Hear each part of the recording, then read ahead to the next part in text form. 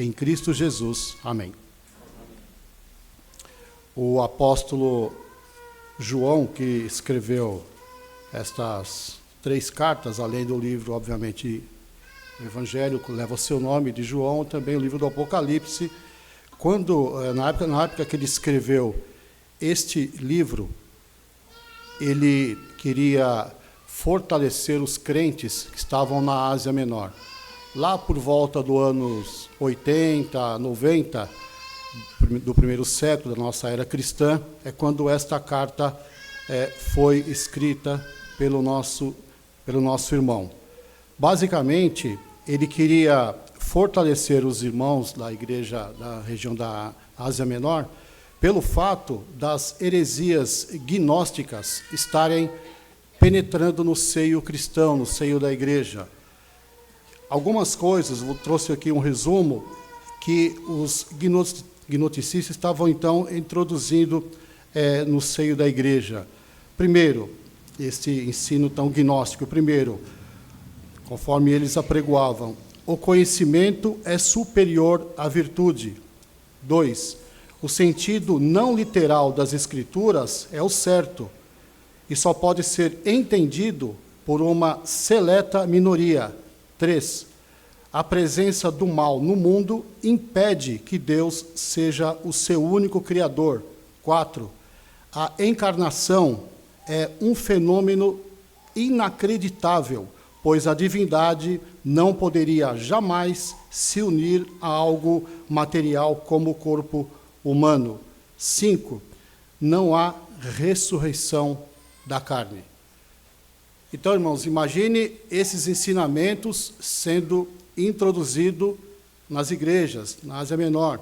Então, João, inspirado, escreve as cartas, especialmente esses primeiros versículos, que vão, obviamente, combater totalmente este ensino herético que estava penetrando nas igrejas e, obviamente, no coração dos crentes. Então, há uma nota de rodapé também que eu queria deixar para os irmãos. Os padrões éticos dos gnosticistas eram muito baixos, e por isso João enfatizou a realidade da encarnação, do Verbo, e o alto padrão ético da vida terrena de Cristo.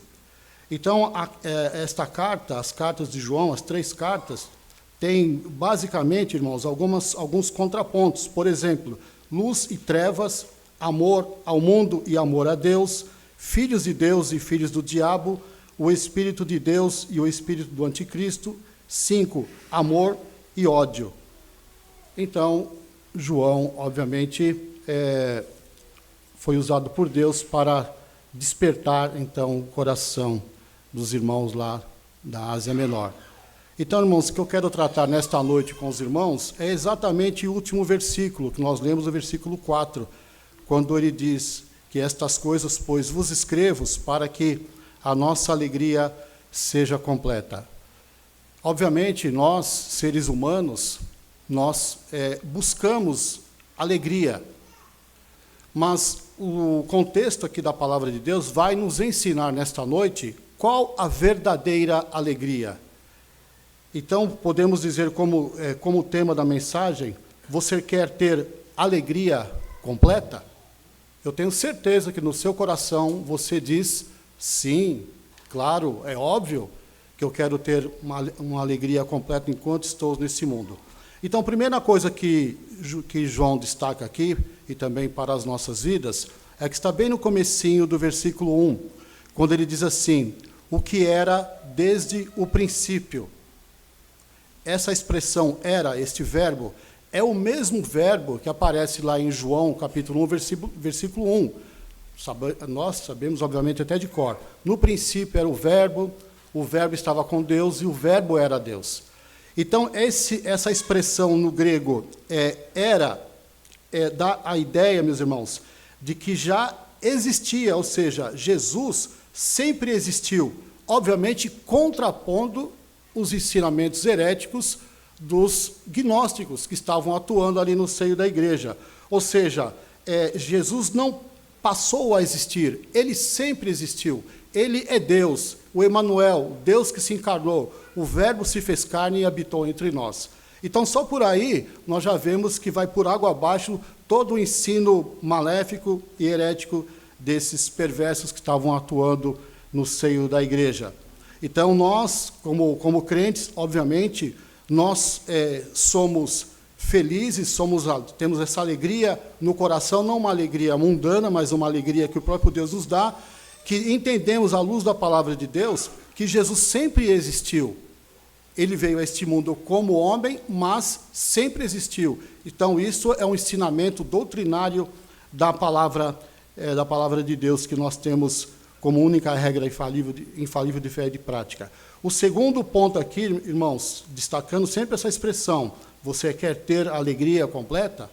Então, primeiramente, creia que Jesus sempre existiu. Segundo, creia no testemunho dos apóstolos. Olha a parte B do versículo 1 aí que nós lemos. Quando João inspirado diz, parte B do versículo 1, o que temos ouvido, o que temos visto com os nossos próprios olhos, o que contemplamos e as nossas mãos apalparam com respeito ao verbo da vida.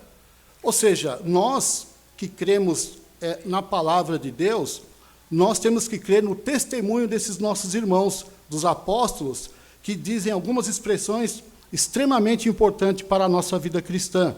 Quando nós podemos destacar alguns verbos aí, que obviamente se relacionam ao corpo humano, quando ele fala sobre o ouvido, sobre a visão, sobre contemplar e sobre as mãos, ou seja, quando as nossas mãos apalparam com respeito ao verbo da vida.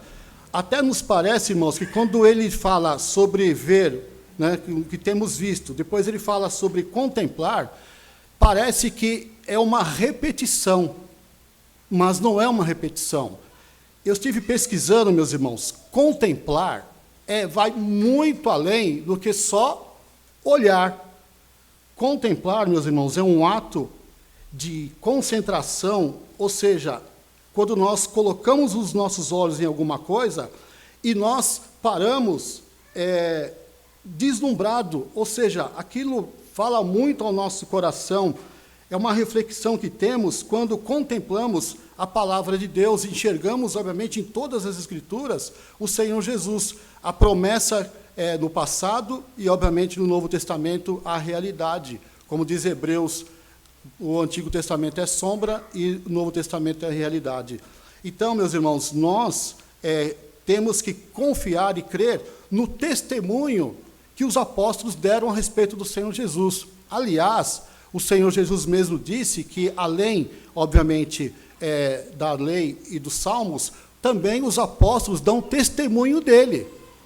O Senhor Jesus falou isso para aqueles irmãos que estavam voltando de Jerusalém, indo para a aldeia chamada Emaús, naquele dia, quando o Senhor Jesus, então, ressuscitou, e eles estavam voltando cabisbaixo, tristes, quando o Senhor, então, se manifesta a sua santa presença junto a eles e vai caminhando.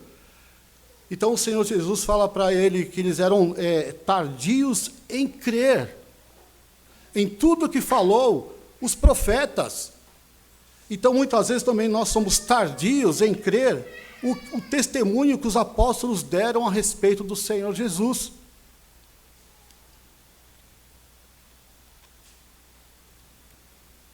Então, quando diz que, a respeito da visão, né, de contemplar ao Senhor, nós também temos que nos admirar, ficarmos admirados quando contemplamos a beleza de Cristo, os ensinamentos de Cristo, a pessoa bendita de Cristo revelada nas Escrituras.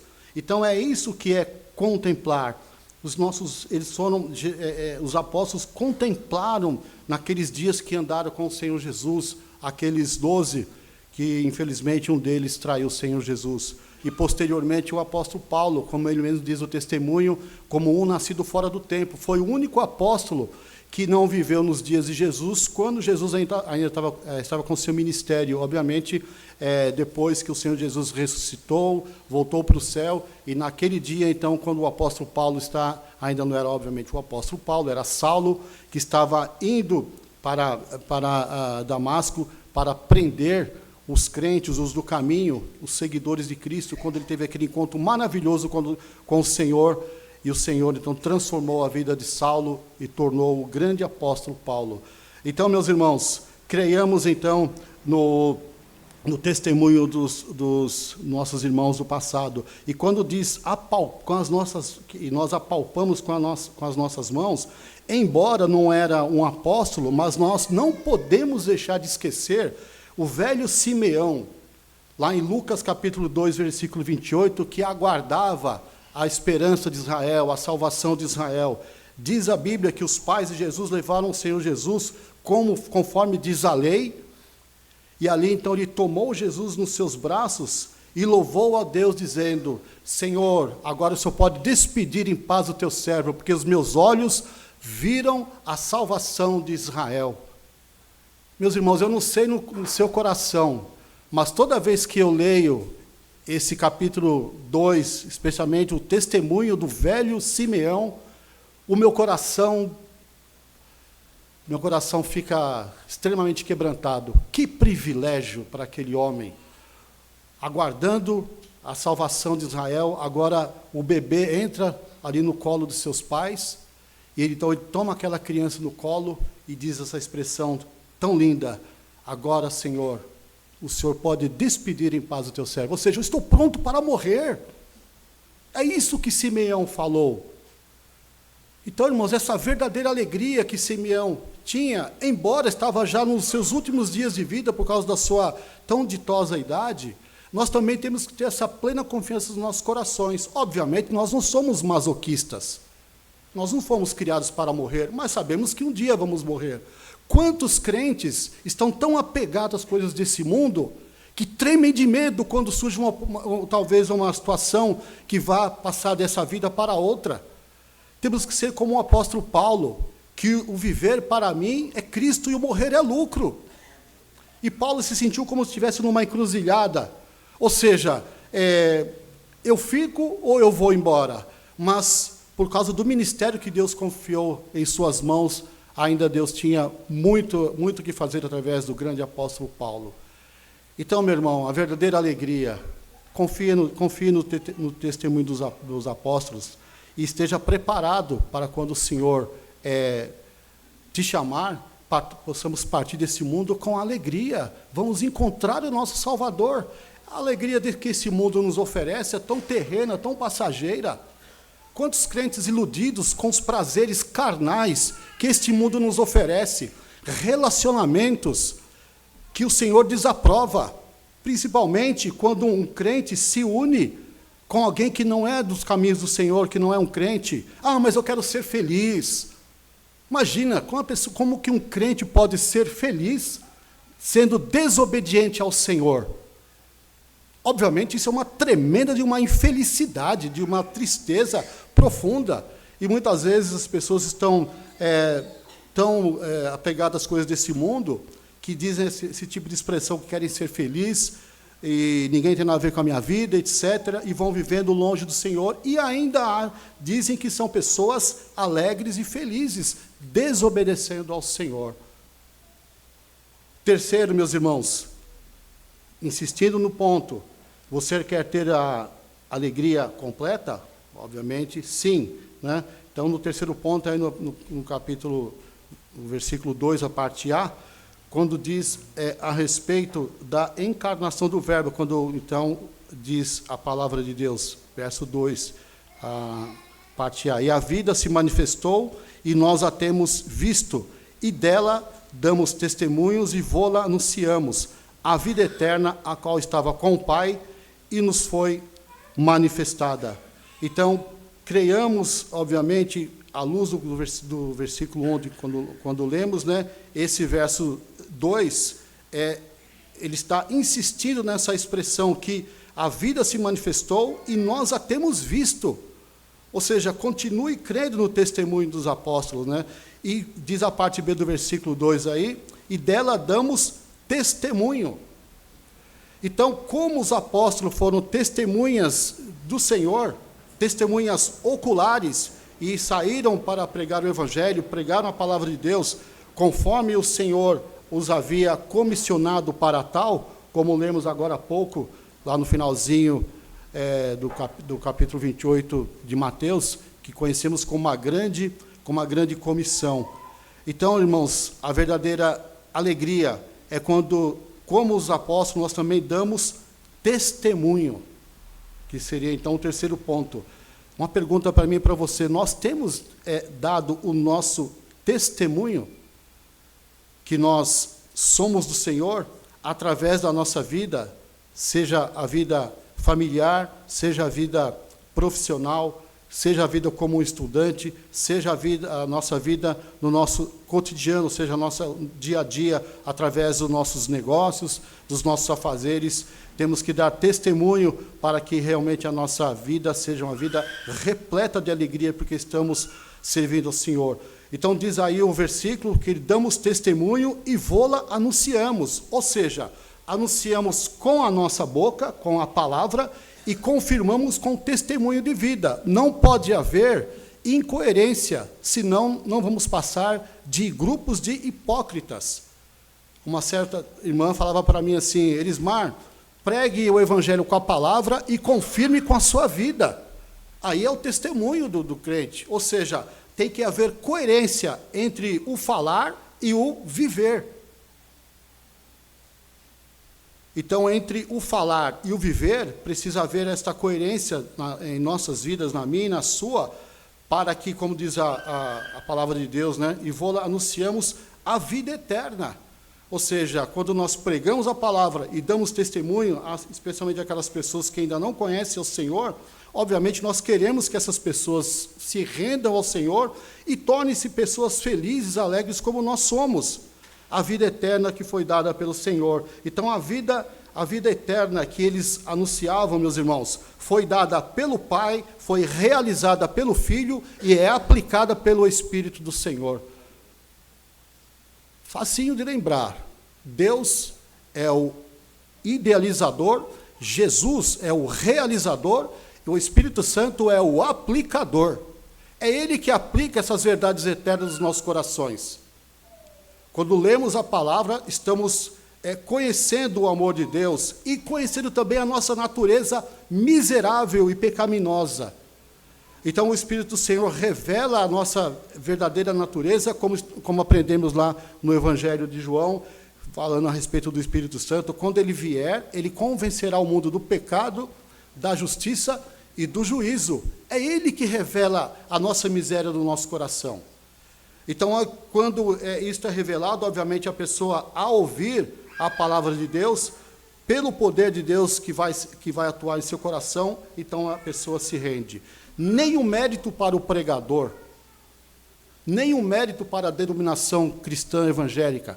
Lembrando que Paulo diz, lá na primeira carta que ele escreveu aos Coríntios, Paulo, eu preguei, Apolo regou, mas quem dá o crescimento é o Senhor, de modo que nem o que prega e o que rega é alguma coisa, mas é Deus que dá o crescimento.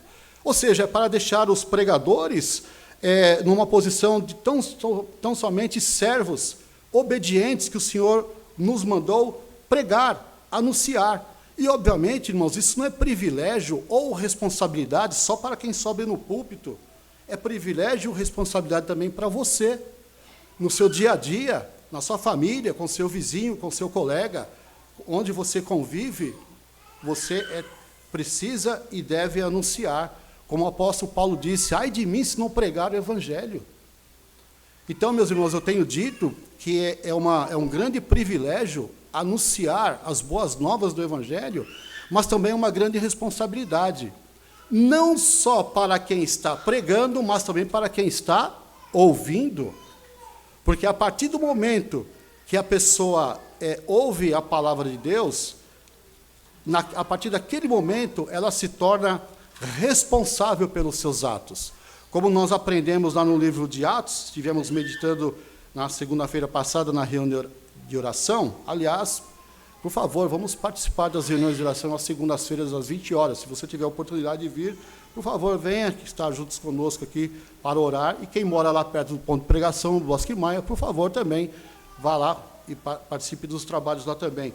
Então, quando o apóstolo Pedro pregou a palavra de Deus, as pessoas ficaram com os corações, veja aí Atos 2:37, quem quiser abrir, por favor, Atos capítulo 2, versículo 37. Depois, então, do derramar do Espírito Santo, o apóstolo Pedro pregou a palavra. No versículo 37 de Atos 2, então diz assim: ouvindo eles, ou seja, as pessoas estavam ouvindo o Evangelho, ouvindo eles estas coisas, compungiu-se-lhes o coração. O pastor Antônio Carlos pregou há algum tempo atrás, nesse texto aqui, e ele explicou que essa palavra compungiu, na língua original, na língua grega, é como se o coração estivesse sido perfurado pela palavra de Deus. O coração foi perfurado, foi compungido pela palavra de Deus. E perguntaram a Pedro e aos demais apóstolos: que faremos, irmãos?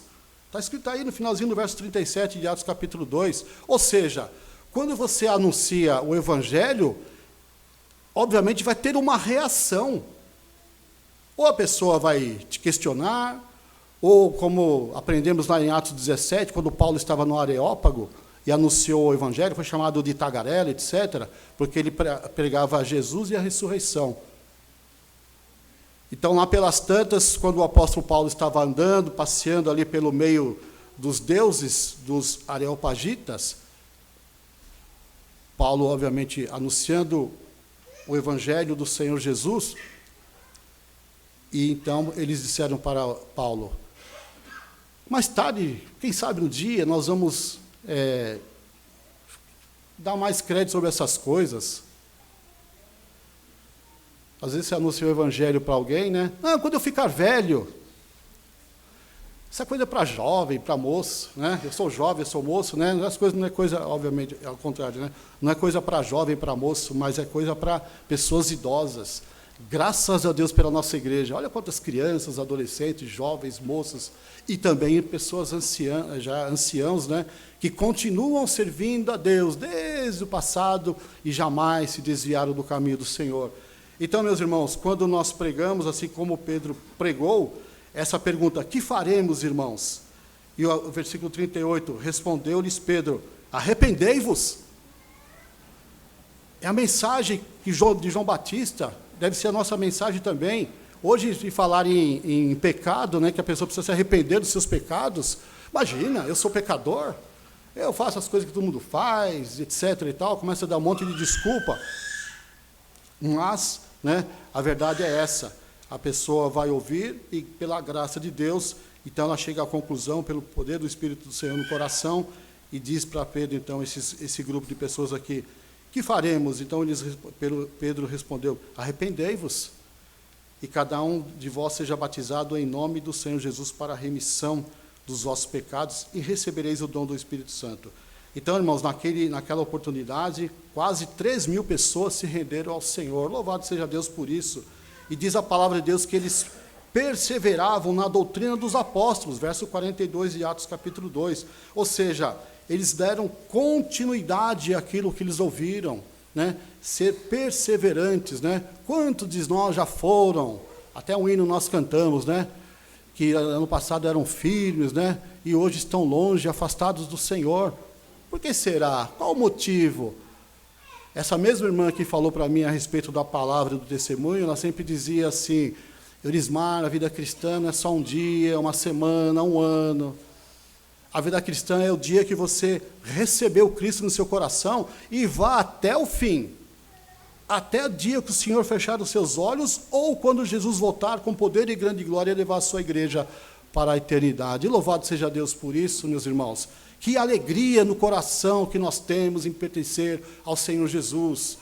Que alegria saber que somos do Senhor e somos testemunhas do Senhor e podemos anunciar o Evangelho, pregar a palavra, como voltando em 1 João novamente, quando está descrito aqui, e nós anunciamos a vida eterna, a qual estava com o Pai e nos foi manifestada. Ou seja, Jesus disse: quem vê a mim, vê ao Pai que me enviou. Questionaram lá os irmãos, tanto Tomé como Filipe: Senhor, mostra-nos o Pai, isso nos basta. Filipe, há tanto tempo estão convosco e não me tendes conhecido? Quem vê a mim, vê o Pai que me enviou.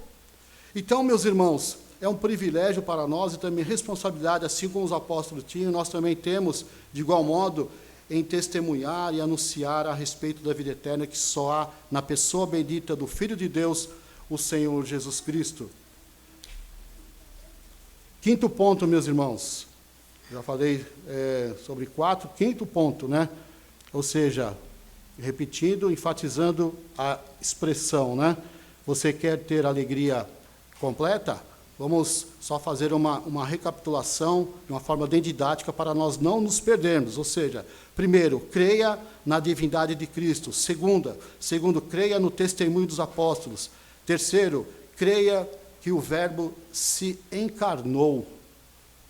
Jesus se fez carne e habitou entre nós, como diz João 1,14, e vimos a sua glória como do unigênito do Pai, Jesus Cristo, o Filho de Deus encarnado. Quinto e último ponto, meus irmãos, você e eu, obviamente, que queremos ter uma vida de alegria, uma vida alegre na presença do Senhor, está aí no versículo 3, quando diz assim: o que temos visto e ouvido, anunciamos também a vós outros, para que vós, igualmente, mantenhais comunhão conosco.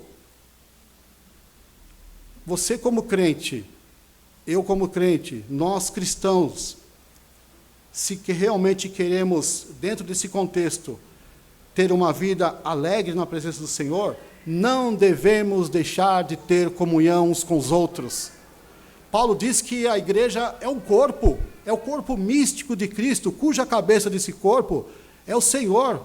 Tanto em Colossenses como em Efésios, Paulo fala sobre isso. Cristo é a cabeça do corpo. E Paulo diz, ilustrando com a figura de um corpo, que nós somos, assim como um corpo tem muitos membros, nós também, de igual modo, temos tantos membros. Olha para o seu corpo aí, quantos membros você tem. Paulo utilizou isso como figura para ilustrar, falar de uma realidade espiritual, que é a igreja do Senhor. Então, as pessoas, acontece alguma coisa durante o decorrer da vida cristã, talvez uma coisa que não ficou bom, não pegou bem, como dizem os mais jovens, né? Então, a pessoa deixa de ter comunhão. Aí não perdoa, passa uma vida amargurada, com o coração cerrado, por causa daquele mal que lhe fizeram. Mas a Bíblia nos ensina em Efésios, dizendo assim: assim como Deus em Cristo nos perdoou, perdoai vós também, e ponto final. Quem de nós aqui merecia o perdão de Deus em Cristo Jesus? Obviamente ninguém, absolutamente ninguém. O pastor tem pregado aqui em Efésios, né? Os irmãos sabem até de cor e salteado. Efésios capítulo 2, versículo 8, porque vós sois salvos pela graça, mediante a fé. Isso não vem de vós, é dom de Deus. Não vem de obras para que ninguém se glorie. Graça de Deus, ou seja, favor recebido sem ter nenhum merecimento. Muito pelo contrário, só temos demérito diante do Senhor, mas o Senhor graciosamente em Cristo nos salvou e revelou Cristo aos nossos corações. Então agora, irmãos, Deus quer que o seu povo esteja em comunhão, porque assim como um corpo, quem de nós não gosta de alguma parte do seu corpo, e eu vou arrancar meu dedo fora, porque eu não vou muito com a cara do meu dedo. Imagina que nós vamos fazer isso. É a mesma coisa o irmãozinho que está do seu lado, aí no banco, na frente e atrás, que congrega aqui todo domingo, toda quarta-feira, toda segunda-feira, toda terça-feira à tarde. É o povo de Deus. Miseráveis pecadores como nós somos, salvos tão somente pela graça, nos coloca agora na sua igreja, que é o corpo místico de Jesus Cristo. Meus irmãos, que bênção! Que bênção poder pertencer à igreja de Cristo, que privilégio, mas também que responsabilidade. Então, se alguém fez algum mal para você, ainda que seja eu, perdoe. A gente costuma dizer que nós temos telhado de vidro. Eu atiro pedra, mas eu também recebo pedrada. Pode ter certeza disso. Eu já causei decepção para as pessoas? Com toda certeza, mas também recebi decepção, né? As pessoas têm que me perdoar, eu também tenho que perdoar as pessoas. E vamos seguindo a vida cristã, até o dia que o Senhor nos chamar, nos recolher, ou quando Cristo voltar. Isso é vida cristã. Quando nós lemos a palavra de Deus, quando Paulo teve uma dificuldade com Pedro, porque o apóstolo Pedro tinha dificuldade para anunciar o evangelho para os gentios, e Paulo disse para Pedro que, sendo você judeu, você quer que os gentios vivam como judeu, nem você vive, Pedro. Então nós, como crentes, né, muitas vezes estamos tão assim, para o lado farisaico, que nós queremos impor na vida dos membros da igreja coisas que não vai levar a nada. Vamos ser bons fariseus, né, legalistas, e o evangelho vai ficar longe disso. Então temos que colocar em prática o aprendizado. Obviamente, quando a Bíblia nos ensina sobre isso, Deus não quer que nós tenhamos uma vida mundana, obviamente, mas uma vida santa. E a vida cristã vai seguindo, nós uns com os outros, perdoando e nos ajuntamentos, adorando ao Senhor e participando dos trabalhos da igreja, nos envolvendo com o trabalho da igreja. Às vezes a pessoa fala, eu sou crente, mas não preciso de igreja. Então a pessoa quer saber mais do que Deus, porque em Hebreus 10, 25, está escrito, não deixemos de congregar-nos como é o costume de alguns. Antes façamos admoestações, tanto mais quando vede que o dia se aproxima. O povo de Deus sempre caminhou junto. Não vai ser agora que, por causa de algumas coisas, a pessoa se fecha na sua casa e fala que é crente só na sua casa. Irmãos, eu sou crente e você também é. Na sua casa, no seu trabalho, na sua escola, na rua, no trânsito, mas também aqui. Somos crentes lá e também cá. Somos crentes acolá e também aqui. É o povo de Deus. É o povo de Deus que deve se reunir e viver unido. Então, irmãos, quando essa comunhão verdadeira, essa comunhão ela é mantida, a verdadeira alegria do Espírito no nosso coração, porque o povo de Deus está unido. Sempre foi assim, lembramos do Salmo 133, verso 1. Ó, como é bom e agradável viverem unidos os irmãos. Deus está dizendo que é bom e agradável. Aí eu invento um monte de desculpa, é como se eu estivesse falando para Deus assim, Senhor, não é bom e agradável, não. Quantas pessoas aí que só me prejudicam, mas também eu também prejudico as pessoas. Então, o amor, que é o vínculo da perfeição, tenhamos, então, amor uns com os outros. Então, meus irmãos, encerrando aqui esta mensagem, né? Quer você, então, ter a verdadeira alegria no seu coração? Primeiro, creia na divindade de Jesus Cristo, fora com outras doutrinas. Segundo, creia no testemunho dos apóstolos. Terceiro, creia que o Verbo se encarnou. 4, entregue-se a Cristo, ou seja, vida eterna. Só Cristo pode te dar e dar àqueles que estão perto de você para você pregar e anunciar e testemunhar o Evangelho. Quinto e último, mantenha comunhão conosco. Vamos manter essa comunhão. Vamos ser como na igreja primitiva de Atos 2, que eu gosto muito dessa passagem, Atos 2:42, e perseveravam na doutrina dos apóstolos, na comunhão, no partir do pão, nas orações. Versículo 43 de Atos 2. Em cada alma havia temor, e muitos prodígios e sinais eram feitos por intermédio dos apóstolos. Todos os que creram estavam juntos e tinham tudo em comum. Vendiam as suas propriedades, obviamente, quando alguém tinha necessidade, né, e bens, distribuindo o produto entre todos, à medida que alguém tinha necessidade. Diariamente perseveravam unânimes no templo, partiam pão de casa em casa e tomavam suas refeições com alegria e singeleza de coração, louvando a Deus e contando com a simpatia de todo o povo. Enquanto isso, acrescentava-lhes o Senhor, dia a dia, os que iam sendo salvos. Este é o modelo, como nós aprendemos, né? O modelo de uma igreja, a igreja chamada a igreja primitiva. Que Deus nos ajude, meus irmãos, a vivermos assim, exatamente como o apóstolo João, inspirado, escreveu esses versos tão preciosos para a nossa alegria. Né? Tem até um cântico aí, né? Para a nossa alegria. Eu até pensei que a mocidade ia cantar esse, mas tudo bem, fica para a próxima oportunidade. Então, estas coisas, pois, vos escrevemos para que a nossa alegria seja completa. Que Deus nos abençoe. Vamos orar.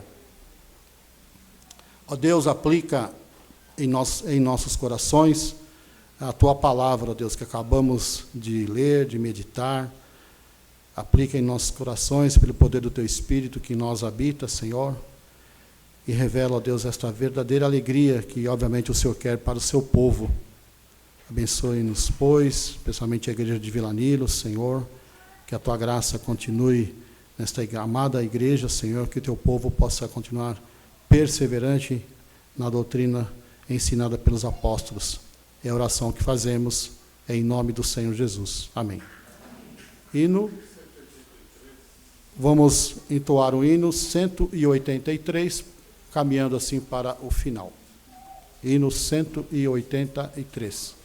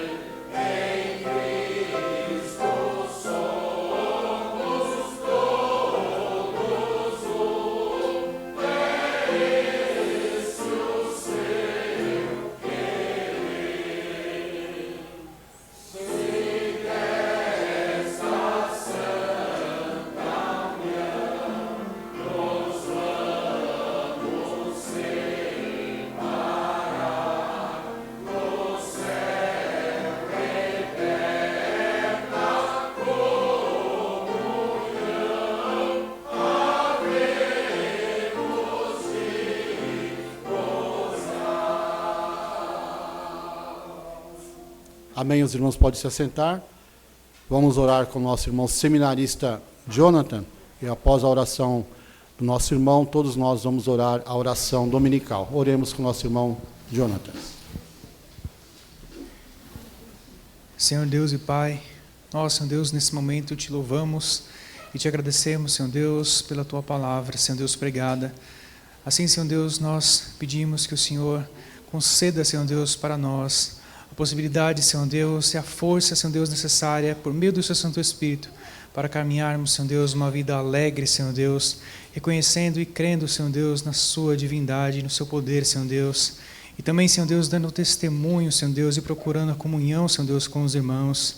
Sim, Senhor Deus, nos ajude e também nos perdoe, Senhor Deus, pelas vezes, Senhor Deus, que nós não fizemos isso, Senhor Deus, das vezes que nós perdemos, Senhor Deus, a oportunidade, Senhor Deus, de testemunharmos, Senhor Deus, e diante, Senhor Deus, das nossas dificuldades, diante das nossas lutas, Senhor Deus, nós deixamos de crer e confiar que o Senhor é o Deus Todo-Poderoso e tão maravilhoso que se encarnou, Senhor Deus, que se aproximou de nós para salvar-nos, Senhor Deus.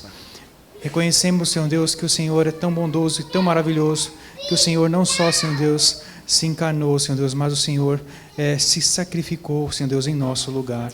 Assim, Senhor Deus, nós te pedimos que o Senhor nos também dê, Senhor Deus, esta confiança, Senhor Deus, e esta alegria para, Senhor Deus, servirmos uns aos outros, Senhor Deus, em comunhão.